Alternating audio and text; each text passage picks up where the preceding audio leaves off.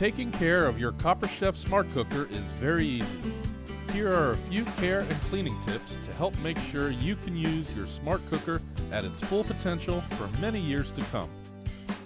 Always let your Copper Chef pan and Cook and Look lid cool completely before you wash them.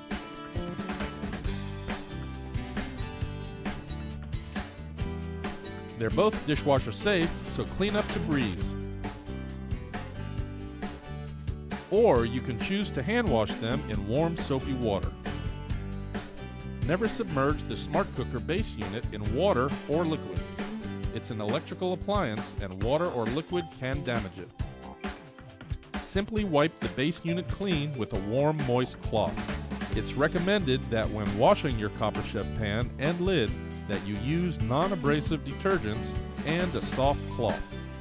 Never use abrasive cleaners, steel wool, or metal pads.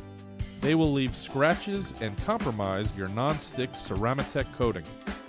When dry, reassemble your Copper Chef pot and glass lid on your base unit, and you're ready to use your Smart Cooker again and again and again.